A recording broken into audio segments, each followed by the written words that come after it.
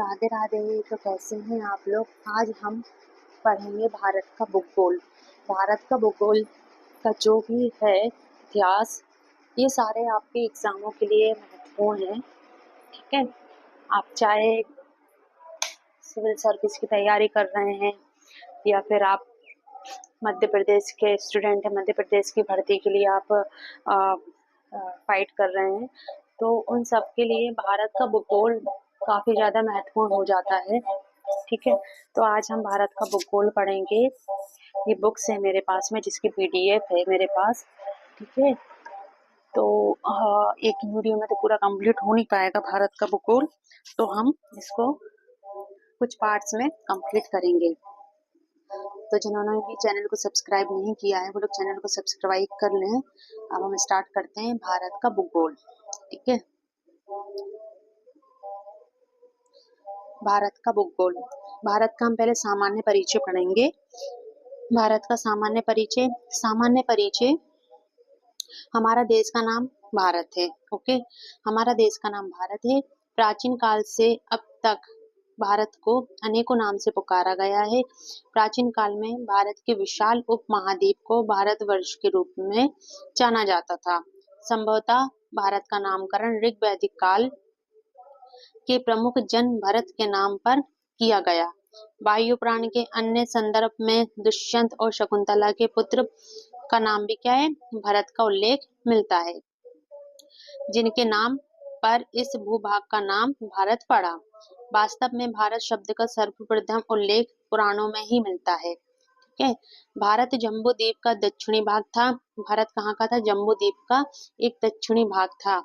आर्यों का निवास स्थल होने के कारण इसका नामकरण भी आर्यवर्त के रूप में हुआ। ठीक है, नेक्स्ट, मध्यकालीन इतिहास के लेखकों। मध्यकालीन इतिहास की भी हम वीडियो लेके आएंगे। जो भी इंटरेस्टेड हैं आप लोग को कमेंट कर दीजिएगा और लाइक जरूर करिएगा प्लीज। तो मध्यकालीन इतिहास के जो लेखक हैं, जिनमें फारसी और अरबी ने इस संदेश को हिंद अथवा हिंदुस्तान शब्द से संबोधित किया है। भारत का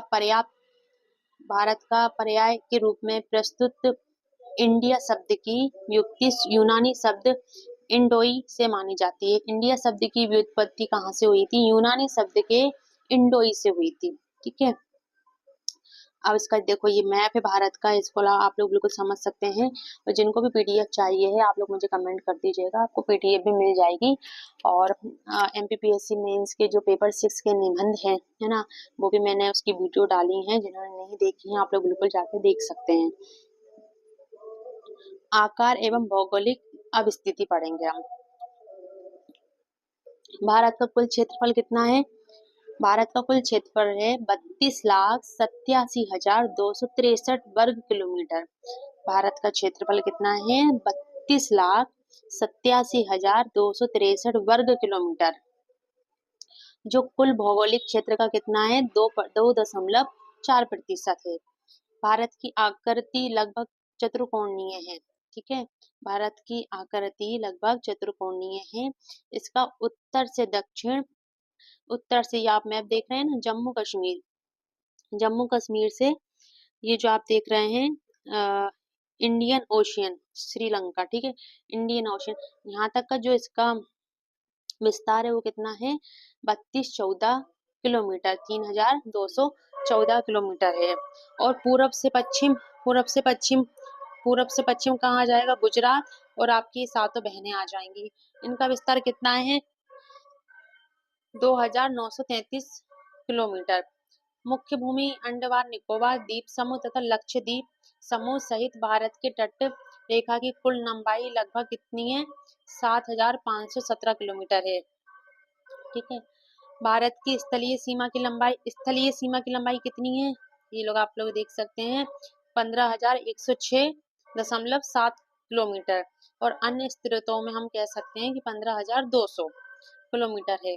भारत पूरी तरह से उत्तर पूर्वी गोलार्ध में स्थित है। भारत कहाँ पर स्थित है, उत्तर पूर्वी गोलार्ध में स्थित है। भारत कहाँ स्थित है, उत्तर पूर्वी गोलार्ध में स्थित है। भारत कहाँ स्थित है, उत्तर पूर्वी गोलार्ध में स्थित है। देखिए, अगर आप लोग वीडियो को काफी ध्यान से सुनेंगे और पूरी देखेंगे तो आपको कुछ की पॉइंट्स आपको वीडियो में सुनते ही याद हो जाएंगे, क्योंकि मैं की पॉइंट्स को 2 से 3 बार रिपीट करूंगी।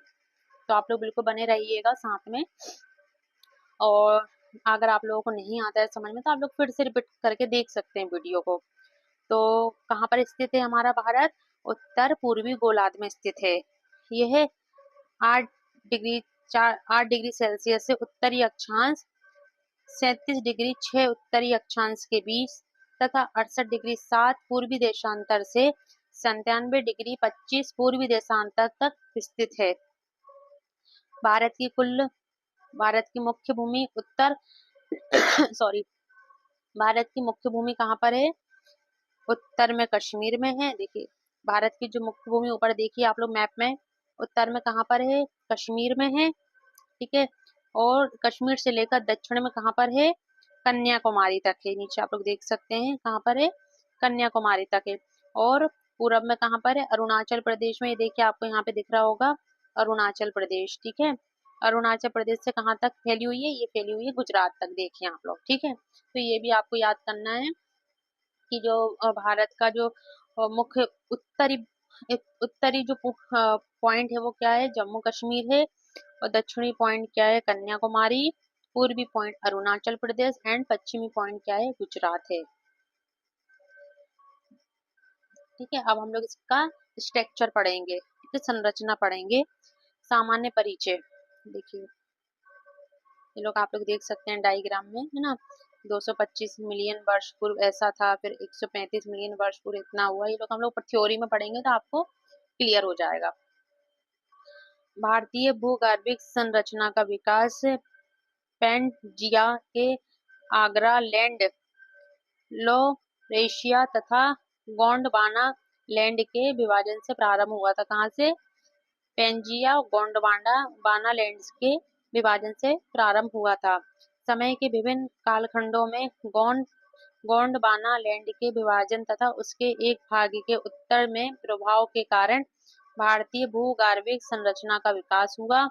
भारतीय भूगर्भिक संरचना को ऐतिहासिक कालक्रम के अनुरूप विभिन्न वर्गों में विभाजित किया जाता है।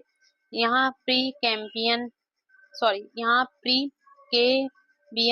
आर्केनियन संरचना से लेकर धारवाड़, कुड़प्पा, विध्यन तथा टर्शरी युगीन विभिन्न भूस्थल कीर्तियों का विकास हुआ है। यहाँ की प्री कैम्ब्रियन युगीन स्थलाकृतियों में जहाँ अरावली पर्वत, छोटा नागपुर, पठारी क्षेत्र, विंध्य श्रेणी आदि मुख्य हैं, वहीं टर्शरी युगीन हिमालय पर्वत का विकास भारत के उत्तरी सीमांत क्षेत्र में विभिन्न उपकालखंडों में हुआ है। हम इसमें इसके माध्यम से देखेंगे पेंजिया का विभाजन तथा विभिन्न स्थल खंडों का निर्माण। ठीक है, तो आगरा लैंड, लॉरेशिया, ये कहाँ पर है? यूरोप, एशिया, उत्तरी अमेरिका और ग्रीनलैंड। गोंडवाना लैंड, ये कहाँ है? प्रायद्वीप भारत, अफ्रीका, ऑस्ट्रेलिया, दक्षिण अमेरिका, अंटार्कटिका और मेडागास्कर यहाँ तक फैला हुआ है। भारत के भूगर्भिक संरचनाओं का समय माप क्रम। पृथ्वी के भूगर्भिक इतिहास को मुख्यतः निम्न कालखंडों में विभाजित किया है। महाकल्प, कल्प, युग। ठीक है, तो महाकल्प देखेंगे हम। महाकल्प में क्या जाएगा? नवजीवन, आज से 6.5 करोड़ वर्ष पहले। आज से हम क्या देखेंगे? 6.5 करोड़ वर्ष पहले। कल्प में क्या जाएगा? चतुर एंड द्वितीय, चतुर और द्वितीय। युग, अभिनव युग, अत्यंत नूतन। और क्या जाएगा? अति नूतन, अल्प नूतन, अधिनूतन, आदि नूतन और पुरानूतन। आयु आधुनिक वर्ष पहले कितनी थी? 0 से 10,000, 10,000 से 20 लाख वर्ष, 20 से 50, 50 से 2.4, 2.4 से 3.7, 3.7 से 5.8 एंड 5.8 से 6.5 करोड़ इनकी क्या थी? आयु थी। जीवन की मुख्य घटनाएं, आधुनिक मानव, आदि मानव, आरंभिक मनुष्य के पूर्वज, वनमानुष, फूल वाले पौधे और वृक्ष, मनुष्य से मिलता जुलता वनमानुष, जंतु, खरगोश, छोटे स्तनपायी चूहे आदि।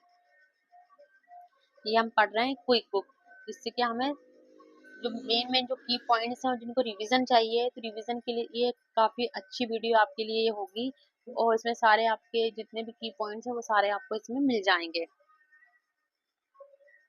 ठीक है, अब भू आकृति प्रदेश, भू आकृति प्रदेश सामान्य परिचय इसका क्या है? भू आकृति प्रदेश का सामान्य परिचय है भारतीय उपमहाद्वीप उच्चावच के दृष्टिकोण से विभिन्न स्थल कीर्तियों का अनोखा सम्मिश्रण है। ये सभी उच्चावच विभिन्न विभिन्न समय अंतरालों पर हुए भूगर्भिक हलचलों व बाहरी कारकों का सम्मिलित परिणाम है। देखिए गाइस, ये तो क्विक बुक है। अगर आप लोगों को डीपली विस्तार से भारत का भूगोल पढ़ना है तो मेरे पास में बुक है, उसकी मैं वीडियो आपको बिल्कुल डाल सकती हूँ। अगर आप लोग इंटरेस्टेड हैं तो बिल्कुल आप लोग बता दीजिएगा, है ना। और जो भी सब्जेक्ट की आपको वीडियो चाहिए है ना, बिल्कुल आपको मिल जाएगी। नेक्स्ट हम लोग पढ़ेंगे भारतीय उपमहाद्वीप की वर्तमान भूवैज्ञानिक संरचना व इसके क्रियाशील भू आकृतिक प्रक्रम मुख्यतः अंतर्जनित व बाहरी जनित बलों तथा प्लेट के क्षैतिज संरचना की अंतःक्रिया के परिणाम स्वरूप अस्तित्व में आए। भूवैज्ञानिक संरचना व शेल समूह की विभिन्नता के आधार पर भारत को 3 भूवैज्ञानिक खंडों में विभाजित किया जाता है, जो भौतिक लक्षणों पर आधारित हैं। भौतिक लक्षणों पर क्या क्या आधारित है? प्रादीपीय खंड, हिमालय और अन्य अतिरिक्त प्रादीपीय पर्वतमालाएं, सिंधु गंगा ब्रह्मपुत्र का मैदान। किसी स्थान की भूवैज्ञानिक संरचना, प्रक्रिया और विकास की अवस्था का परिणाम है। भारत में धरातलीय विभिन्नताएं बहुत महत्वपूर्ण हैं, जिसके आधार पर भारत को निम्नलिखित भूगोलिक आकृतियों में विभाजित किया जाता है। भारत का भू आकृतिक संरचनाएं देखिए, इसको मैं जूम कर देती हूँ। तो उत्तरी तथा उत्तर पूर्वीय हिमालय। नेक्स्ट क्या है? देखिए नेक्स्ट हमारा क्या है? उत्तरी भारत का विशाल मैदान। उत्तरी भारत का विशाल मैदान कहाँ कहाँ पड़ता है? एक तो यहाँ पड़ेगा, उत्तर में पड़ेगा, और एक इधर पड़ेगा।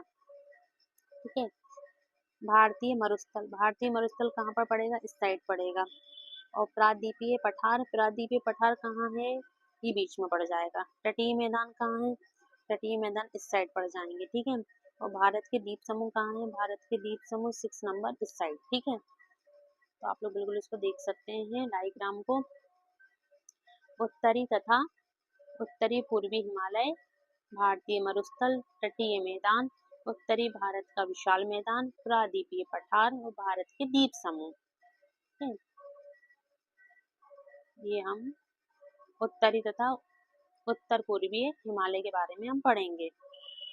तो यहाँ यह उत्तर पश्चिम और जम्मू कश्मीर से लेकर पूर्व में अरुणाचल प्रदेश तक लगभग कितना 2500 किलोमीटर की लंबाई में फैला हुआ है। ठीक है, उत्तर तथा उत्तर पूर्वी हिमालय कहाँ से कहाँ तक फैला है? जम्मू कश्मीर से लेकर अरुणाचल प्रदेश तक 2500 किलोमीटर की लंबाई तक फैला हुआ है।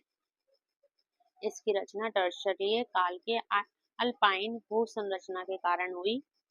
ठीक है, पूर्वी की अपेक्षा पश्चिमी भाग अधिक चौड़ा है, जो पश्चिम में लगभग 400 किलोमीटर तथा पूर्व में लगभग 160 किलोमीटर तक चौड़ा है। इसका मुख्य कारण पूर्व में अभिसारी सीमांत पर दबाव बल का अधिक होना है। पूर्व में दबाव बल के अधिक होने के कारण पूर्वी पर्वतीय क्षेत्र अधिक ऊंचे हैं। यही कारण है कि माउंट एवरेस्ट और कंचनजंगा जैसी ऊंची पर्वत चोटियों पूर्वी हिमालय में ही आती हैं। देखिए, माउंट एवरेस्ट और कंचनजंगा ये कहाँ पर है? चोटियाँ इनकी ये पूर्वी हिमालय में है। पूर्वी हिमालय में कौन सी पर्वत चोटियाँ हैं? माउंट एवरेस्ट है और कंचनजंगा है। इसके साथ ही हिमालय की श्रेणियां भारत की ओर उत्तल तथा तिब्बत की ओर अवतल हो गई हैं। कहाँ हो गई हैं? उत्तल की तरफ, और तिब्बत है ना अवतल हो गई हैं। प्लेट विवर्तनिकी सिद्धांत के अनुसार हिमालय की उत्पत्ति यूरेशियन प्लेट और भारतीय प्लेट के आपस में टकराने तथा इन दोनों प्लेटों के बीच में स्थित टैक्सी सागर के अपसादों में बढ़न पड़ने के कारण हुई थी। कैसे हुई थी? दोनों प्लेटों के टकराने से और टैक्सी सागर के अपसादों में बलन पड़ने के कारण इनकी उत्पत्ति हुई थी। इसकी यूरेशियन प्लेट की और भारतीय प्लेट की। ठीक है। उत्तर से दक्षिण की ओर फैले उत्तरीय पर्वतीय प्रदेश को निम्नलिखित भागों में बांटा जाता है। उत्तर से कहाँ तक? उत्तरीय पर्वतीय तक। ठीक है। कौन कौन से भागों में बांटा जाता है इसको? ट्रांस हिमालय, वृद्ध हिमालय या आंतरिक हिमालय, लघु हिमालय, मध्य हिमालय, शिवालिक या बाहरी हिमालय, उत्तर पूर्वीय हिमालय। हम पढ़ेंगे पहले उत्तर पूर्वी के अतिरिक्त हिमालय का नदी घाटियों की सीमाओं के आधार पर प्रादेशिक विभाजन किया जा सकता है। प्रादेशिक विभाजन की संकल्पना सिडनी बुराड ने दी थी। ये वीडियो 2 से 3 पार्ट में कंप्लीट हो पाएगा। ठीक है। तो आप लोग बिल्कुल बने रहिएगा, 2 से 3 पार्ट में आएगा ये वीडियो। पंजाब हिमालय, सिंधु सतलुज नदी के बीच लंबाई 560 किलोमीटर, कश्मीरी हिमालय और हिमालय हिमाचल, काकारोगम लद्दाख, फिर पंचाल, जसकर व धौलाधौर पर्वत श्रेणियां आती हैं पंजाब में। कुमाऊं हिमालय में कौन कौन सी आती हैं?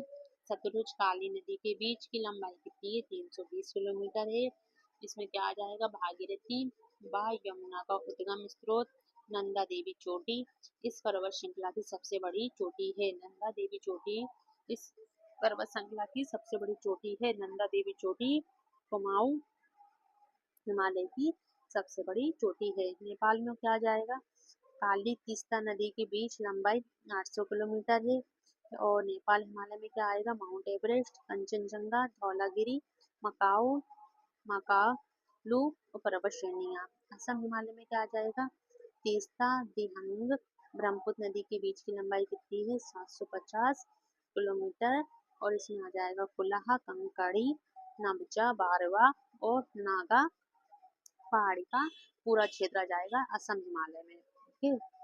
अब हम पढ़ेंगे अब बहादुर। ये बेटा क्विक रिवीजन है, क्विक बुक है, क्विक रिवीजन है। जिन्होंने काफी डीपली पढ़ा हुआ है और जिनके एग्जाम काफी नजदीक हैं, अगर ये लोग आप लोग वीडियो देखेंगे तो आपके सारे की पॉइंट जितने भी आपके डाउट है वो सारे क्लियर हो जाएंगे। और इसमें से भारत का जो भूगोल है उसमें से आपके पूरे में से पूरे नंबर आएंगे। ये क्विक रिवीजन है, इसमें जितने भी मेन पॉइंट की पॉइंट्स है वो सारे आपको इसमें मिल जाएंगे। तो जिसको भी जल्दी जल्दी फटाफट रिवीजन करना है तो बिल्कुल आप लोग ये वीडियो उनको शेयर कर सकते हैं, जो कि काफी ज्यादा महत्वपूर्ण होने वाली है। सामान्य परिचय।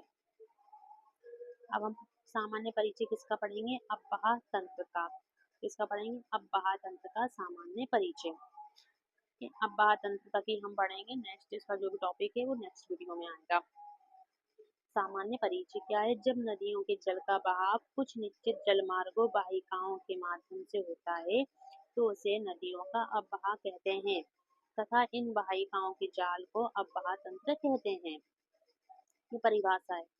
अपवाह तंत्र मुख्य नदी एवं उनकी सहायक नदियों का एक एकीकृत तंत्र होता है जो सतह के जल को एकत्र कर उसे दिशा प्रदान करता है। एक नदी एवं उसकी सहायक नदियों द्वारा अपवाहित क्षेत्र को अपवाह द्रोणी कहते हैं, है ना। एक नदी विशिष्ट क्षेत्र से अपना जल बहाकर लाती है जिसे जल ग्रहण क्षेत्र भी कहा जाता है। बड़ी नदियों के जल ग्रहण क्षेत्र को नदी द्रोणी, जबकि छोटी नदियों व नालों द्वारा अपवाहित क्षेत्र को जल संभर कहा जाता है। जल संभर अथवा जल विभाजक एक अपवाह द्रोणी को दूसरे से अलग करने वाली सीमा है। नदियों का अपवाह प्रतिरूप।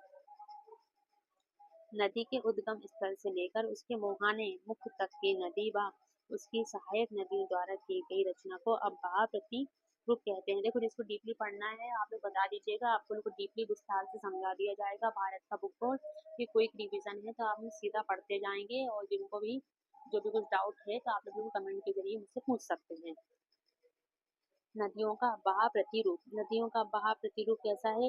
नदी के उद्गम स्थल से लेकर उसके मुहाने मुख तक नदी व उसकी सहायक नदियों द्वारा की गई रचना को अपवाह प्रतिरूप कहते हैं। नदियों का अपवाह निम्नलिखित कारकों पर निर्भर करता है। भूवैज्ञानिक समयावधि, चट्टानों की प्रकृति व संरचना, स्थलाकृति, ढाल, जल की मात्रा, बहाव की अवधि। नदियों के अपवह के विविध प्रतिरूप होते हैं। इनमें से कुछ प्रतिरूप निम्नलिखित हैं। द्रोमाकृतिक वृक्षाकार अपवह प्रतिरूप, हम ये पढ़ेंगे, देखिए वृक्षाकार वाला। जब नदियों की जलधाराएं उस स्थान के स्थलीय ढाल के अनुसार बहती हैं तो मुख्य नदी तथा उसकी सहायक नदियों के द्वारा वृक्ष की शाखाओं के रूप की तरह अपवह प्रतिरूप का निर्माण होता है, जिसे द्रोमाकृतिक अपवह प्रतिरूप के नाम से जाना जाता है।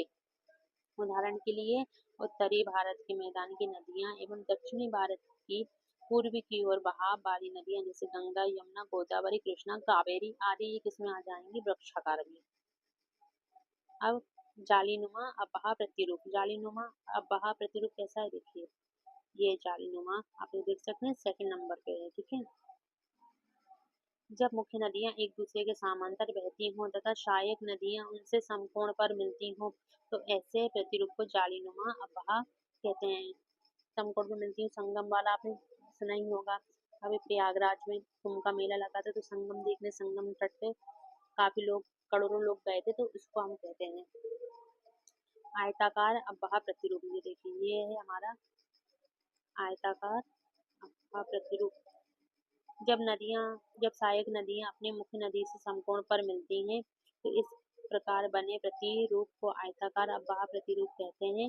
उदाहरण के लिए विंध्य की पहाड़ियों एवं पलामू क्षेत्र की कुछ नदियां इस प्रकार का अपवह प्रतिरूप बनाती हैं। अरीय अपवह प्रतिरूप, जब किसी केंद्रीय शिखर से जलधाराओं का प्रभाव सभी दिशाओं में होता है तो इस प्रकार बनी संरचना को अरीय प्रतिरूप कहते हैं। उदाहरण के लिए अमरकंटक पहाड़ी से निकलने वाली नदी नर्मदा तथा सोन का प्रभाव विभिन्न दिशाओं में होता है। इसमें ये हो जाएगा कि ऐसा क्वेश्चन आ सकता है कि अरीय अपवह प्रतिरूप का कौन सी नदियां आती हैं इसमें, तो नर्मदा नदी, सोन नदी आती है इसके अंदर, जो कि अमरकंटक पहाड़ी से निकलने वाली नदियां हैं।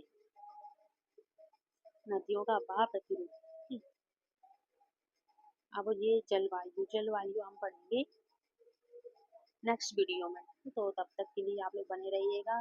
जिन्होंने लाइक नहीं किया है लाइक कर दीजिएगा, और जिनको भी क्विक रिवीजन की नीड है आप लोग उनको बिल्कुल शेयर कर सकते हैं, ठीक है। और सब्सक्राइब जरूर कर लीजिएगा चैनल को, कोई पैसे नहीं लगेंगे इसमें, ठीक है। आप लोग लाइक प्लीज करिएगा, ठीक है। तब तक के लिए राधे राधे, अपना ख्याल रखना, स्वस्थ रहना, जय श्री राधे श्याम।